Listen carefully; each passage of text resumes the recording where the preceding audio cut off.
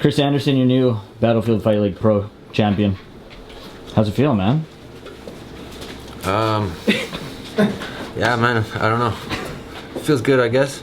Did the fight go? The belt don't matter, but I'm really happy, like, to get the win for everyone that's here for me. You know, that means more than the belt ever could.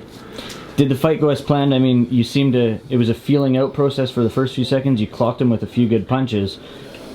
Did it feel like that was where it was at, the distance-wise? Was that sort of the game to pick him apart from the outside? No, you know what? I have no idea what was going to happen because everything I imagined, like, it went wrong for me in my head.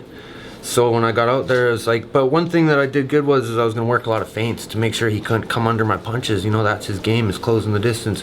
You commit to a right cross or a jab, time and time again, he'll duck and, you know, grab you. So the feints really worked, and I saw him coming, and I was able to hit him with good strikes. That takedown defense, I mean, was that something that was practiced a lot in training camp? Because a lot of people thought he was going to be able to take you down, man. I practiced a lot up here. I wouldn't say I practiced a lot of sprawling and like, yeah, we did wrestling. We worked that class, but I didn't do a lot of shooting like that and sprawling. That's just a lot of visualization, and I knew what I had to do, you know. You rocked him with a few punches at the end of the first round there. Did you feel like he was broken at that point? Yeah, I could see a little bit, but I couldn't.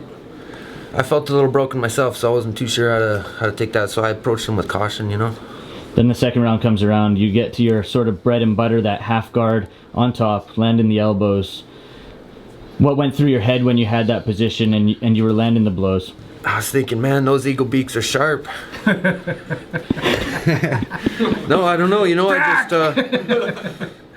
In the second when I got on top, I definitely felt it was done, and I was just waiting to get my shot, you know. Now, you were asked inside the cage about Matt Dwyer, former UFC fighter, former Battlefield fighter, former champ. Is that someone that would be on your radar, or you think you want to defend this before you get him? You know, I think that just came up this trip. We were talking about who could be my ticket to the big show, and his name came up, you know. But I don't know if I'm ready at this point. That's I'm 3-0. He's like, you know, he's had more fights in the UFC than I've had altogether, you know.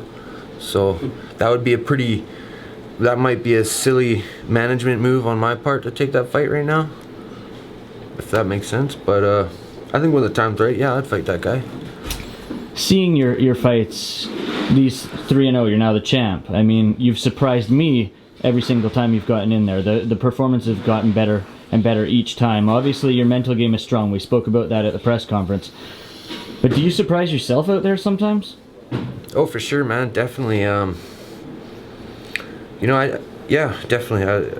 I doubt myself. Like, I didn't even think I'd win my first fight. Never mind have all these belts and stuff. So, yeah, every strike I land is a surprise to me, man. Every time I get a good position. When would you like to get back in there? This summer. So the May 7th card is out the window. May 7th? March, April, May. That's pretty soon. 6 weeks.